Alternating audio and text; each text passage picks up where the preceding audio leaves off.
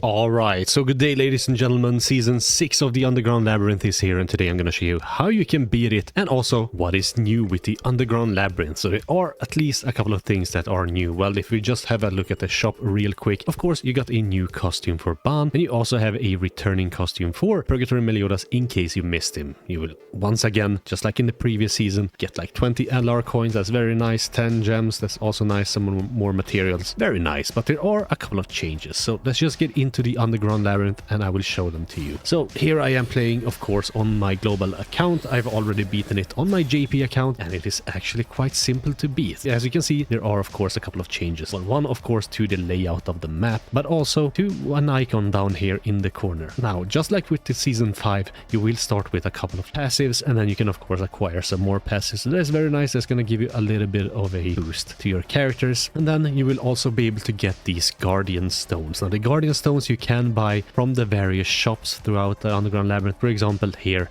it can actually appear and you can buy it and then you get levels for it, and it all goes all the way up to level 100. So there is a roguelite mechanic to this Underground Labyrinth. So basically the game wants you to keep doing this over and over and over again until you can actually beat it, and you will have an easier time because you will get like either HP, defense or attack, and then also a little bit of like substats to you know, those skills. And I do believe you can go all the way up to like either level 99 or 100 with each of those stones. We will go over that once we actually land on one of those things. But the starter characters here are actually surprisingly good. So you basically have a bunch of characters that can, I do believe, remove buffs. Now, removing buffs is a key mechanic here, so you do need to pick a character you kind of want to bring with you to the end as well, because of course that character can he do this? No, he's a shatter, and yeah, removes buffs. Because Demon King Meliodas will of course gain a lot of buffs. Now you can beat it even without those buffs. I did actually beat it without those buffs with like a full human team, where no character actually had any sort of like buff removers. But I was able to beat it with Roxy by like attacking with her gold card. That sort of worked out for me, so maybe like save for a gold card. The Demon King isn't gonna do too much damage to you, so you can of course bring a healer, like for example Liz here, who can heal with her heal card here, as well as like remove debuffs, which is kind of nice, but also with her ultimate. So that is potentially something you can do. I'm just gonna go with Matrona because she does have a passive healing ability. She also has a taunt, so she can protect some other units,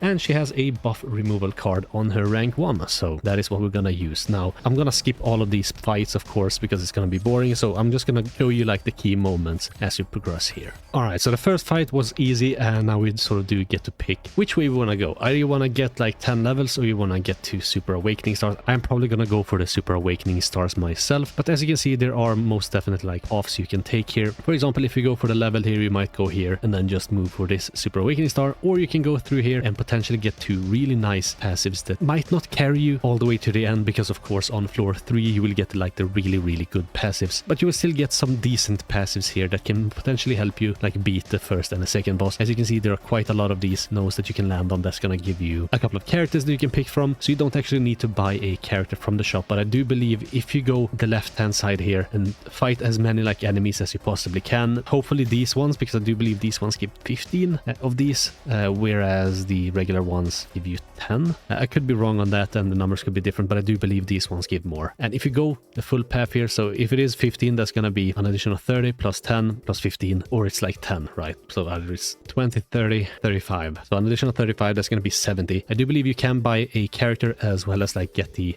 upgrade for this thing right here, for the Guardian Stone. So you don't actually need to buy any characters. You don't need to re-roll the characters to get like any sort of characters, or at least for floor 1 going to be sufficient enough to clear the final boss. So I picked the Super Awakening Star, and now we can actually get to pick a character here, and these are the characters I managed to pull here now. This one is actually kind of nice because she does have a rupture card, and she is also the later stages potentially gonna increase our basic stats, but she can also stun, and stunning in the enemies is of course very nice. I'm not sure any of the other units are gonna be that great. This is a healing card that's actually quite decent, and then of course she will be able to apply shock on the enemies, like disable debuff skills, which can also be very helpful. So potentially I can go for the Elaine there instead. I think that might actually be what I'm gonna go for, and then we're gonna try to get like a increase to like female heroes damage potentially. But here at least we got a increases allies attack by 5% for each female ally participating in battle, so that's gonna be at least for now 10%, which is very nice. All right, so our second passive is gonna be, let's just have a look. All right, increase attack by 10% for each female ally participating in battle, so that's an additional 10% attack for each female ally, and we do have 2 of them at the moment. We can also go for this one potentially and get some male characters later down the line, so that could potentially work there, but we're just gonna go with the females for now, and we're gonna have an easy time. And I'm gonna pick up this one right here because it is gonna increase our CC, and by the floor 2 you kind of need 70 something K plus CC in order to like go first against the boss there, but for floor 1 it shouldn't really matter. All right, so we are just about to pick our third character, but as you saw, like what you need to do when you pick passives of course is to make them work for your characters. As you see, I have 2 female characters, I got 2 passives that boost female characters attack. That is sort of what you want to do. You want to pick passives that are gonna work with your characters, and of course when you get to select characters you want to pick characters that of course gonna not just work with the passives but also synergize with your other units. So let's just see what we get here. Now we didn't get Elizabeth here. This is Suicide Liz, isn't it? So basically when she dies she will cleanse and fill our Old Gauge Orb. Not the greatest, but she can remove debuffs here, which is kind of nice, and she can also disable debuff skills, so I might go for that, but I might not, because we do have Elaine here, and I do believe Elaine does the same thing with her AoE card. Now what other units can I pick that is a female? Of course these 2 units. That is going to increase our HP related stats. It works in all content. She does have it's a stun card and lifesteal card. I'm not sure in the end though, increases hero crit chance by the value of the hero's crit resistance. She has a rupture card and a disabling buff and debuff skill card. I think I'm just gonna go for Liz. I know like that I'm gonna be able to get like more healing out of it, so we're just gonna pick Liz here and then we're gonna move on. We are of course gonna get a bunch of increase to our attack because I picked a female hero, so that is gonna be an additional 15% attack, so now we are up to 45% additional attack, and we are just gonna speed through this, I feel like. Alright, so we get to pick another passive, and this one doesn't look too bad. So increase the hero's attack by 50% when the hero's ultimate move gauge is completely filled. Now Liz of course has an ultimate that not only heals but fills our Old Gauge Orb, so that is very nice. So if we can get our ult to full, we will have an additional 50% attack. Increases strength attribute allies attack related stats by 5% could also potentially be nice, or HP. So that is gonna be of course for Matrona, so that she deals a little bit more damage or is able to withstand more damage. But I think I'm just gonna go for this one right here. We're not gonna reroll anything. Now we do have 70 of these. That is very nice. I do get to pick my 4th character, and hopefully I can get a good backline character. Melascula isn't bad. Honestly, she's not bad because she is gonna increase our basic stats based on her life steal. So at these low levels with like hardly any super awakening stars or anything, it's not really gonna be too significant. We could potentially also go for this Eastin because she is gonna increase our defense related stats if I can get like a silver or gold card. It's also gonna grant us debuff immunity, so that could potentially help us survive, and she has a Old Cage depletion card so that we can sort of control the enemy's ultimates. That might actually be what I'm going for, but I think I'm gonna go with Melascula because of course she does have a shield and she also has an Old Cage depletion card. Now preventing the bosses from actually ulting you is kind of nice, so that is what we're gonna go for, and we're gonna try to find a nice backline unit. I am gonna replace Elaine like the frontline unit, so that's what we're gonna do. We're just gonna move her like this, have Melascula in the front. Now of course we do have quite a lot of female heroes, but I do believe this is only for like participating in battle, so that is only units that are in the front, right? So if a unit dies, that is gonna go away. But here we actually do get to pick a stone, and the stone costs 20. As you can see, maybe I'll choose later. I think I might go for a, to see at least what we get here. No real good backline units. Of course she does sort of work in the back, but she's not really gonna do anything for us, and no other units that I can pick from. Is there a passive? There is not a passive, but I think I'm gonna go for this one right here. So we're gonna get 100 attack and 40% increase to our pierce rate, and this will persist even if we fail or even when we reset, so that is gonna be very, very nice. Now we are gonna get some awakening stones as well. That is gonna increase our stats by not a insignificant amount, and I think I'm gonna go for the levels as well, just to make it a little bit easier for me, right? That is gonna allow me to hit that level 60 a little bit sooner, and that is of course gonna increase our attack power by quite a lot. But here we are on the boss. Now what the boss does is he's gonna increase his attack based on like how much HP he has remaining, so the less HP he has, the more attack he will have. He will also gain immortality if he has 60% or more HP in one turn, but that is a blue buff that can be removed, so do keep that in mind. He will also heal by 8% of his max HP for every 1 old cage orbs on himself at the end of turn, so up to 40%. That is very much. You do kind of want to like old cage deplete him if at all possible. He increases his pierce rate when the ultimate move gauge is completely filled, totally understandable, and it's also gonna increase his pierce rate at the end of turn for 3 times, so 30% pierce rate increase there. He is immune to stun, petrify, freeze, or attack disable, but we can sort of debuff him with all other cards. And he is also a green unit, so having Matrona for the very first boss here is really nice, because what she can do is, of course, she can taunt up, and then we can sort of start chipping the boss down while not risking Liz taking too much damage. So what I'm gonna do is I'm gonna taunt up with her. We are gonna do this, and then we're gonna do that. Deplete 1 old cage orb. You will of course gain 3 more, but that is totally fine, and we're just gonna start doing some chip damage to him. Hopefully Melascula here can hit a little bit harder. Unfortunate, but he did get the immortality thing. Hopefully we can get another one of these. That's very good, so we can remove it if we need to, and we will try to do as much damage as we possibly can. So we're gonna be able to deplete 2 old cage orbs here, and also 1 more here if we need to.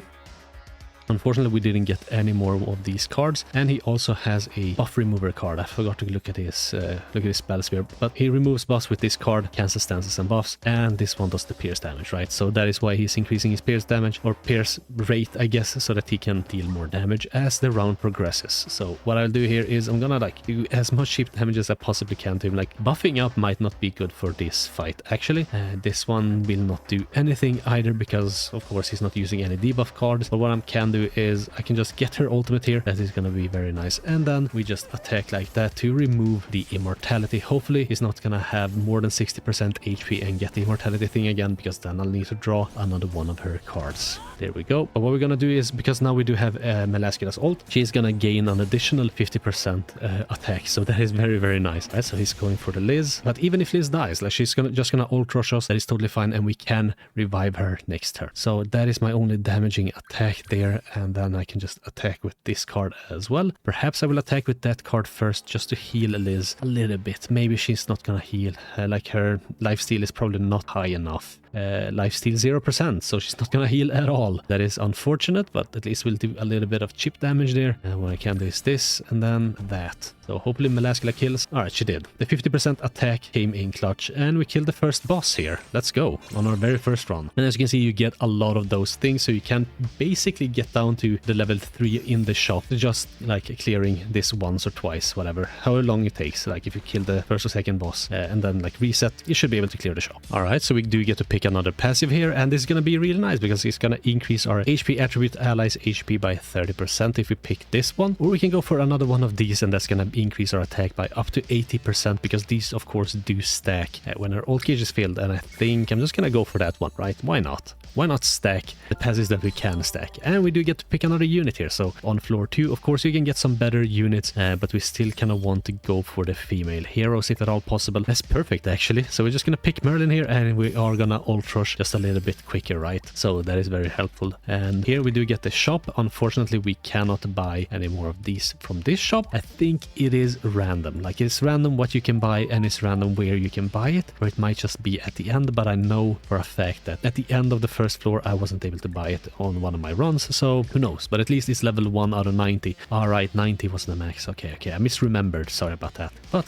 here, at least we can maybe even pick another unit. None of these units do look too appealing to me. If I go for the stars, that could potentially be really good, but I'm just gonna have a look at these here. Increase our HP by 10%, that could potentially be really good. Decrease the enemy's crit resistance and crit defense, so that we will deal a lot more damage there as well. 21% crit resistance and crit defense reduction could potentially be devastating. We will be able to crit a lot more. That of course is gonna translate into just having an easier time, so that is what I'm gonna go for, rather than the Super Awakening stars. And then we just move on. Alright, so we get to pick another character here, or potentially go for the levels. So that might actually be what I'm gonna go for, but we'll just see what sort of characters we can pick. Lilia isn't a bad choice. She can remove old cages here with her rank 2 cards, of course. Diane increases giant allies damage dealt by 40%. Is that seriously what she does? Oh my god, that's not bad. That's actually not bad. If I go for her instead of who should I go for then? Liz is kind of nice, because she allows me to heal and rush my ults and stuff, stuff like that. But she can allows the use of only rank 1 skills. That's also crazy. So I think I'm gonna go for Diane here, honestly. And we can sort of go for a giant ally team.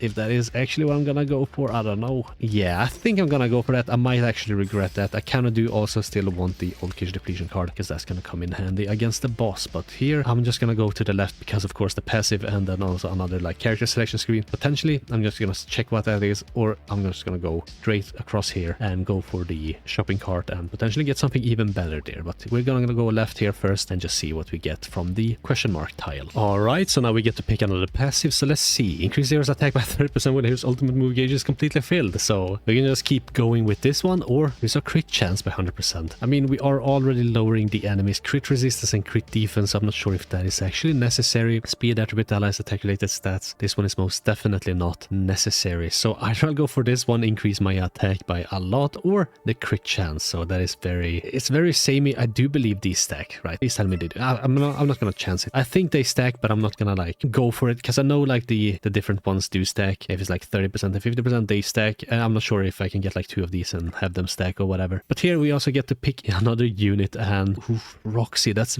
very tempting, honestly. I don't think she will actually help us out too much, unfortunately. But this Derriere could be nice, because she also has a buff removal card and she also has a dance card. So I don't know. I'm kind of going for the giants here, and Melascula, of course. I think that might actually be better. And we're also going to increase our ult levels here, so that is very nice indeed. And there we go. We can pick another hero here potentially. And then it has to be her. Increase the hero's damage dealt by 50% per bleeding, poison, and shock debuff when attacking enemies.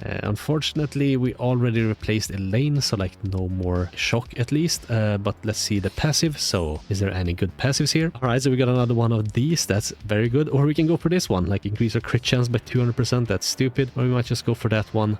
Or I might just go for like levels and Super Awakening Stars. I think I'm gonna go for the Super Awakening Star and just increase our stats at least a little bit. And now we do a 30 more, and the levels cost 20. So I think I'm gonna go for the levels as well. I think this will actually help me against the boss a lot more. So, and let's see how this goes. 79k CC. We most definitely out CC the boss, but I'm not sure exactly how much you do need. Now Cusack. Oh, I forgot to check his passives or what he does here. But we're just gonna wing it. So Cusack, he has some very strong attacks. Of course, a cleave attack and a Old Cage Depletion card. That's the same as like Blue Cusack, of course. He is immune to these things as well, but he can still be debuffed by other debuffs. So for example, if I happen to get like this level 2 card, I can disable his silver and gold attacks. With the end, that's very, very nice. What I might go for though, let's just see. Well, let's see his other passives. Of recovers 30% of diminished HP when surviving an ultimate move, and that's gonna be totally fine, because we're just gonna completely wreck him with our ultimate moves if we do happen to ult him. Increase the hero's damage taken from ultimate moves by 600%. Okay, so you kind of want to ult rush him. Increase his attack by 60% at the end of ally's turn. So he's just gonna get more and more attacks, so you kind of do want to ult rush with one of your units, and that's what we're gonna do here. Now he is a blue unit. He's not gonna go for my Melascula, but this is what we're gonna do anyway, in the hopes that Diane or Matrona might survive. So we'll just see. He's gonna attack me, but we do have the ultimate here, which is very, very nice. So he's going for Matrona. He's not dealing too much damage. He wasn't even able to break the shield. So let's see.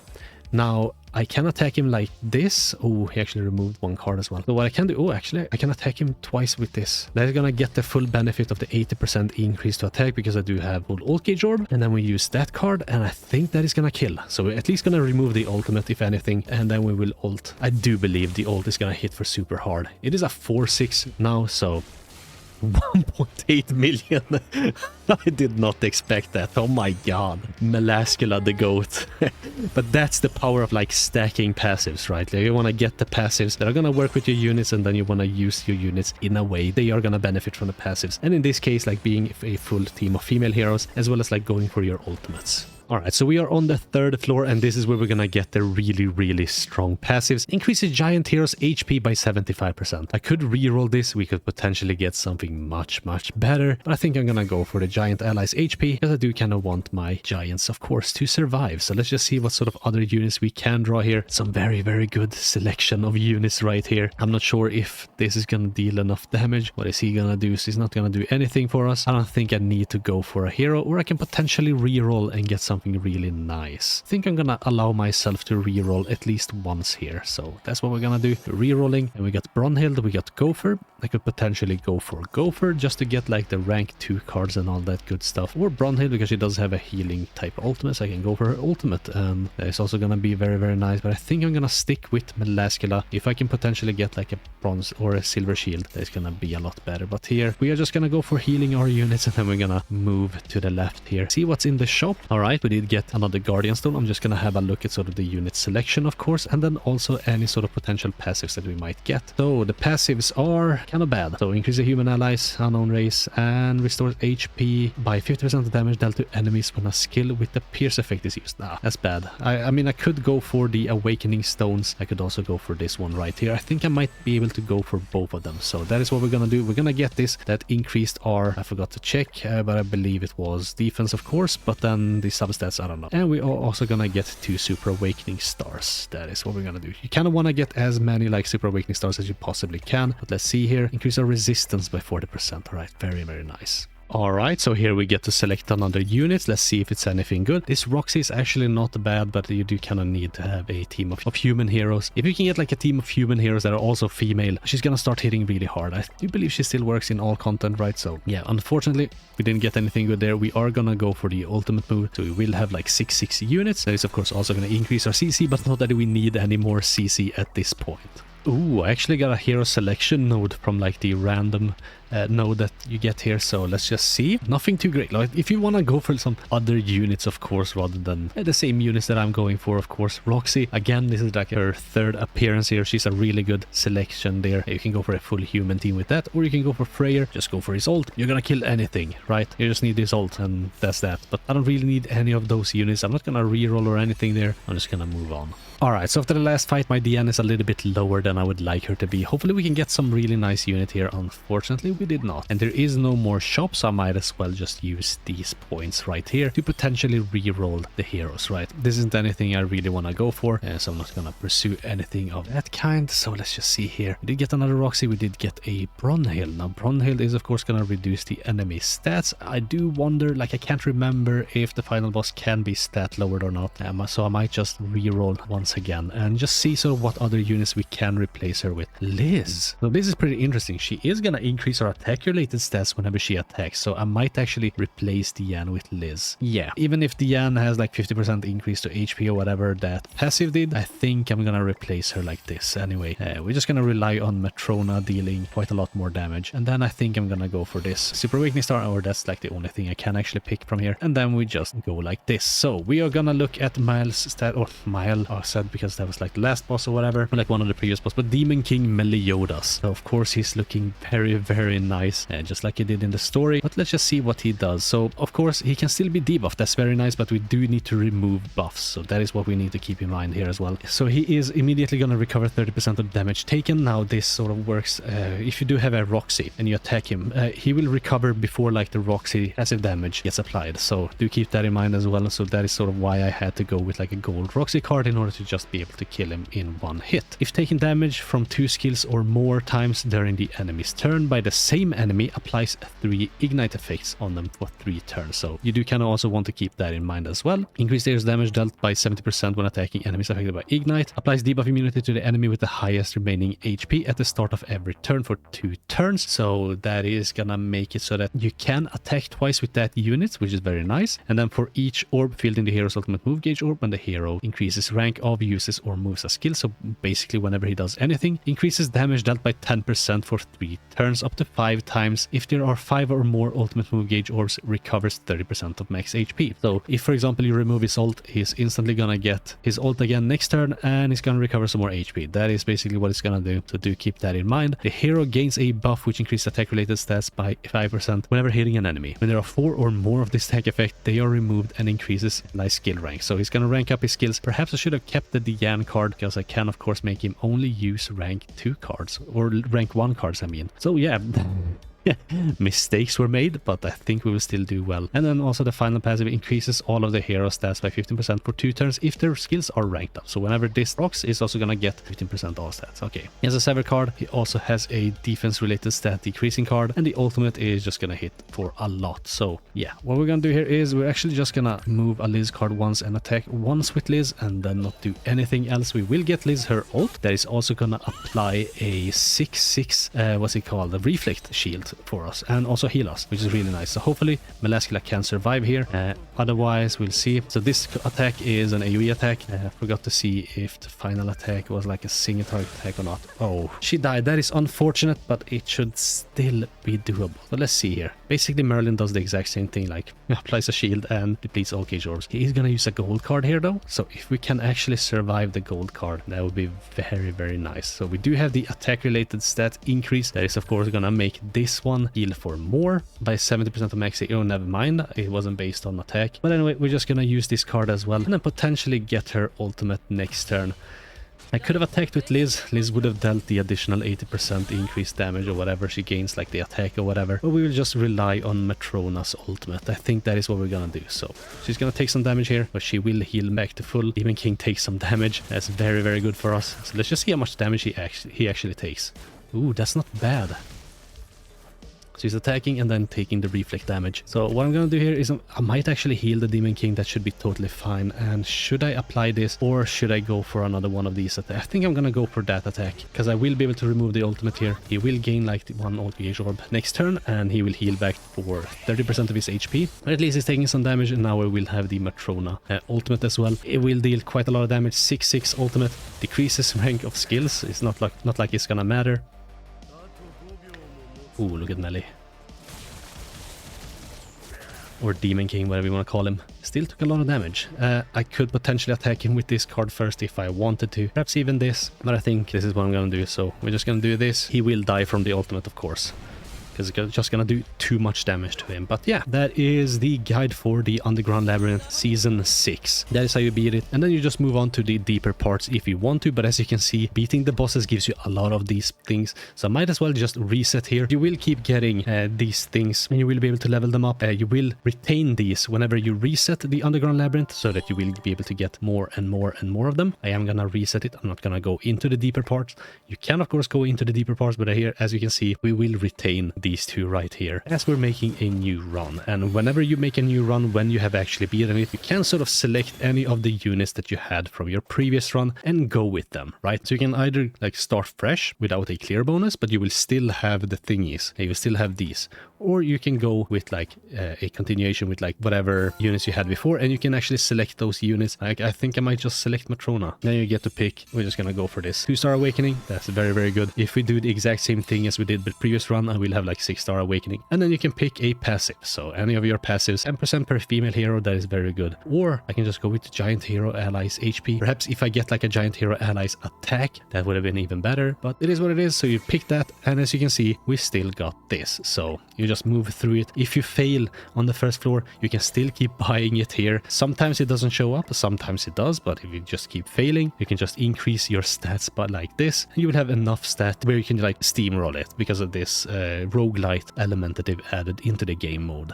But yeah, I think with that is gonna be it for me. Hope you liked the video. Hope you found the guide helpful, or at least a little bit useful. Thanks for watching. Hope you have a most wonderful rest of your day, and yeah, I guess I'll catch you in the next one. Bye.